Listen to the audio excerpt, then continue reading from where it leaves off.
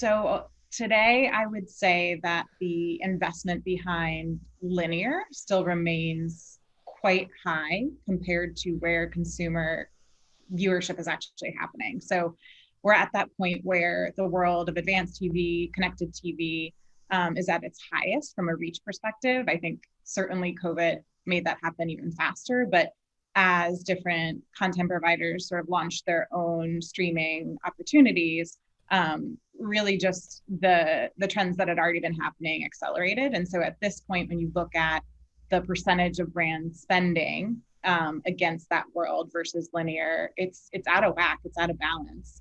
And I think that will change, but it's not sort of picking up the pace at the same rate that the viewership is increasing. Got it. Now, what are your thoughts on the currency evaluation process that's being pushed by the big networks right now? Yeah. Um, how do you think that's going, or what do you expect to come out of that? And what role do you think you, as sort of an agency person, should play, or agencies in general should play in advancing the discussion? Yeah. So, I mean, I'm encouraged by the conversations that have been happening. I think the fact that representation from each of the networks, as well as measurement companies, are all sort of sitting around that virtual table together, having those conversations. I think that's important. I think collaboration is really critical to getting to a place where there is an identified currency, multi currency, and I think brands and advertisers, both agencies as well as the advertisers themselves, should be involved in that conversation, right? Because at the end of the day, those are the teams that need to be aligned on how to value a video impression, how to value a business outcome. And so to me, I think the collaboration is wonderful. I think that it is moving at a pace that's not unexpected, given sort of what we are talking about here, what's at stake here.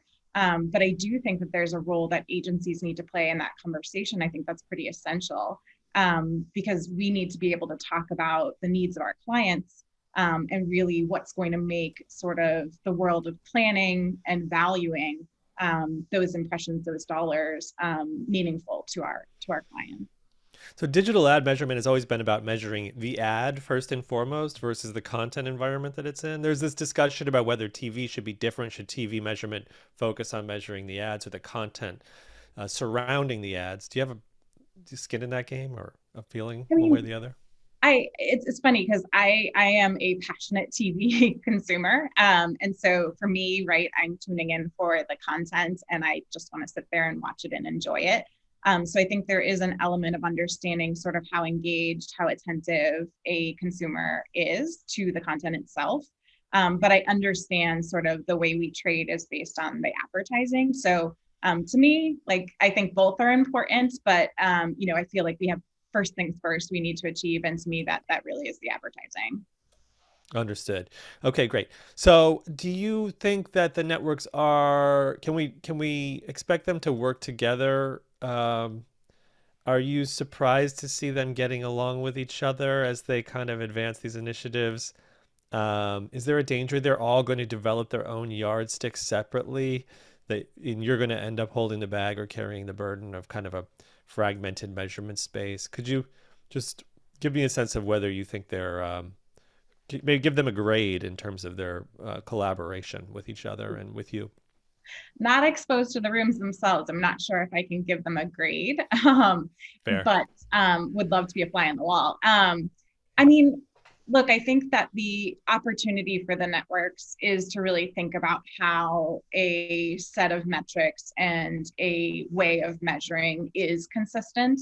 I think there's always the risk that if individual networks come to the table and decide their measurement partner, the specific kind of currency they're going to trade on, that won't be consistently adopted.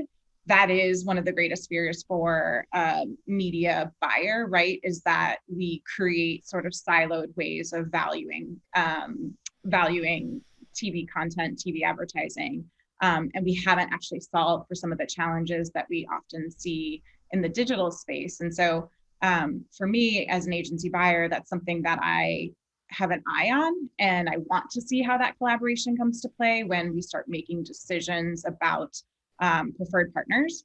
Because obviously we're used to single partners, and so this kind of is a weird space to be sitting in, where you're starting to talk about, at least for the TV space, will there be one sort of winner in the end, or will there be multiple? My assumption is there'll be multiple.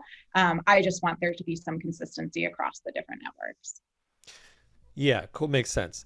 So just stepping back from TV for a minute, since you have a broad view that doesn't only include television, like what what is missing right now in the industry-wide discussions that are happening? There's this tendency to kind of rush after the latest shiny object, and TV is obviously a shiny object at the moment with a huge uptick in streaming activity. But are there other more pressing or equally pressing concerns for you, or focus areas that maybe we all need to make sure we carve out some time to talk about?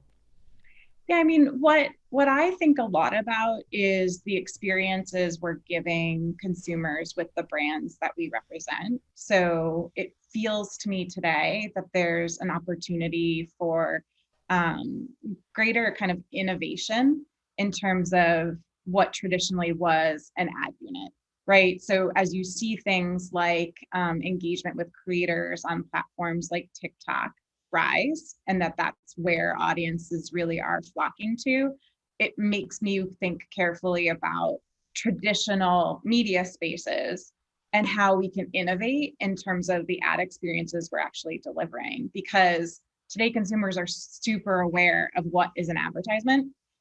So we need to think about how those advertisements, in the traditional sense, are redefined, reimagined, so that we really are kind of connecting with those consumers in ways that feel meaningful and ultimately deliver on those outcomes our clients care about. And I think that's what I spend a lot of time thinking about, is what is that right experience, from a messaging standpoint, from a context standpoint. All of that I think is really important, and add a dose of creativity on top of that. The measurement is important, the price of things is important, but ultimately, what's that experience that we've created that actually makes our brand stand out to these consumers? Because we're all fighting for that attention. So, what is the way that actually one brand over another can win? Great. And finally, so no one went to CES. Many of us were hoping to be there and talk about innovation. What do you think is most interesting in this industry from the standpoint of innovation and the future? I think like some of the themes that our team took away from CES was responsibility of brands. So the idea of consumers expecting brands to not only sell, but do well, right? So, how do we contribute to the world? How do we think about being a responsible advertiser? Everything from packaging to what commitments they've made to sustainability. All of that I think is really interesting. So, what I think about is how that translates to media is this idea of the volumes of data that we're creating, the experiences we're creating for consumers. Like, how are brands using that responsibly? How are media platforms using that responsibly? Because I think that's the expectation today of consumers, is that some way, somehow, the investment that brands are making from a marketing standpoint is actually also doing well for the world. And it's a weird kind of space to be in from a marketer's standpoint, but I think it's really important as we think about sort of what's ahead in the future. So as we looked at some of the announcements that came out from CES and thought about what some brands are committing to, it really was that idea of responsibility. So how they were being good sort of global citizens to the world. And I think there is an element of that that needs to make its way into the media space, especially as we think about how that's going to be sustainable in the future.